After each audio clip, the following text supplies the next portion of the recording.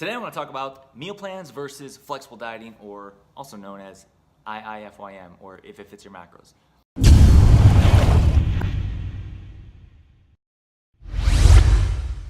Too many names, so much to say and do, but we're going to get down to the bottom of it.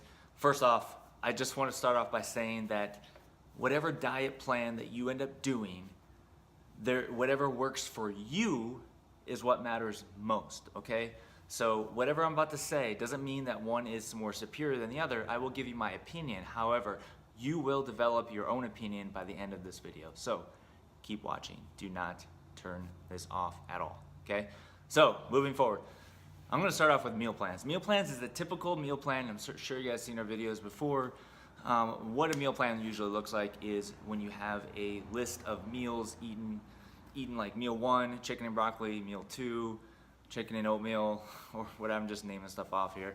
Meal 3, eggs and oatmeal. Meal 5, eggs or chicken and broccoli again. Meal 6, chicken and rice. And a lot of people tell me, or tell anybody or me as a coach, just tell me what to eat. Just tell me exactly what to eat, what times, what to do, everything like that. And that's great, and that sounds like a good idea.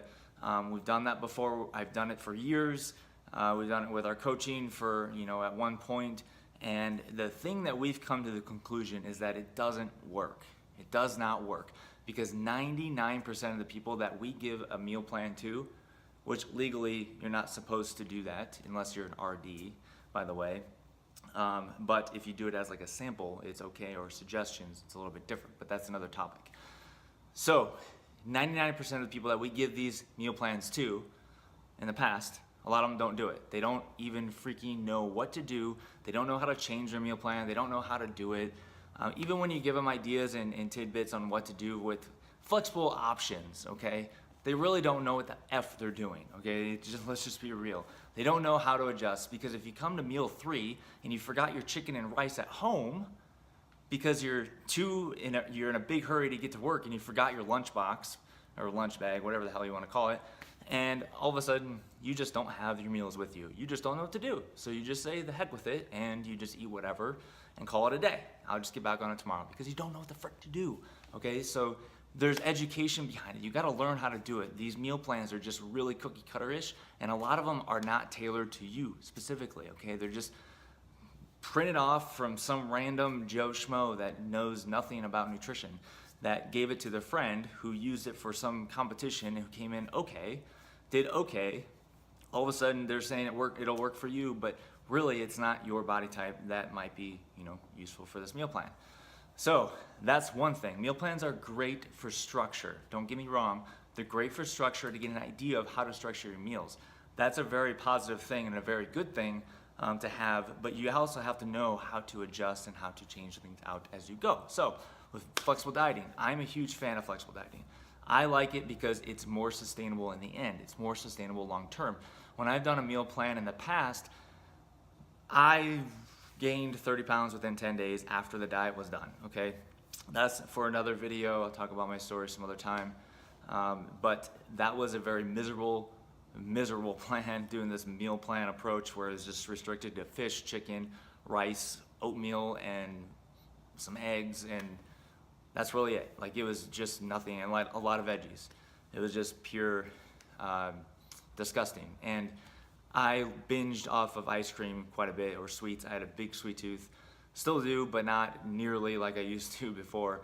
But once I discovered flexible dieting, I did not binge at all, and I was able to get leaner and look better. My physique has changed tremendously ever since I started flexible dieting myself. And also with clients, we teach hundreds and hundreds of people to do the same exact thing in terms of flexibility, not the exact diet.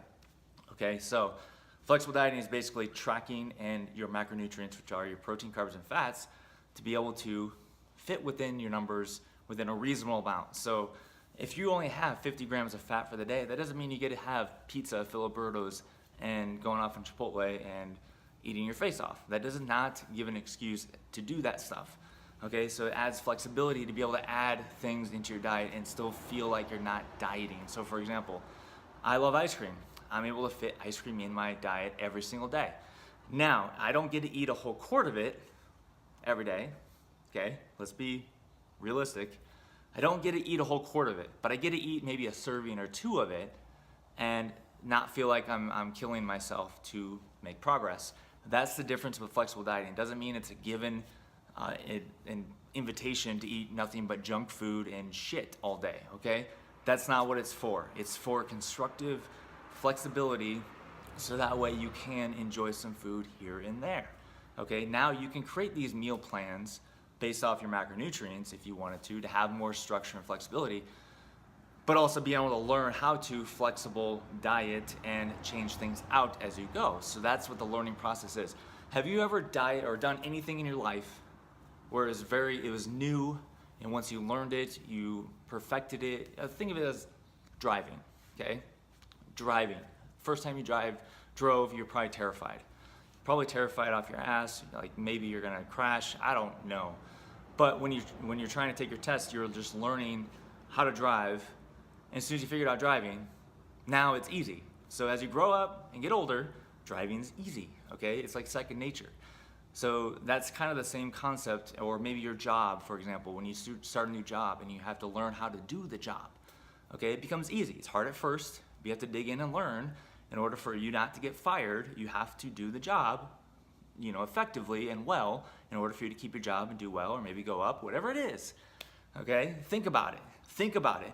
If you put effort into nutrition and actually learn what's in the food, you are gonna be successful, okay? If you're just given this meal plan on what to do, tell me exactly what to eat at what times and to do, X, Y, and Z for my pre-workout meal, my post-workout meal, my breakfast, my lunch, my dinner, and not knowing how to learn how to do that and learn outside the box. And humans are just not critical thinkers.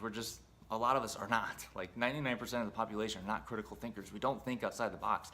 We only are on this small scale of box that we do not get outside the freaking box, okay? So you gotta critically think about what's in nutrition, how do you respond to the food you're eating, and also the quantity of food that you're eating as well. Makes a huge difference. So think mindfully. Flexible dieting, I think, is amazing in my opinion. I like it personally because I can eat flexibly, but I also structure my meals a lot better to be able to fit things in. Like every once in a while I have some Mountain Dew. Every once in a while I have some ropes, sweet tart ropes. Every once in a while I have ice cream, but that doesn't mean I have it my entire day, everything. Sometimes I have a lot of Mountain Dews in a day, I will admit that. But I'm able to, fit that in and structure it well, have the things I enjoy and like, and also make progress, okay? So, with that said, if you guys have any questions, let me know, shoot me a message, and I'd love to hear your feedback. But until next time, I will see you guys later.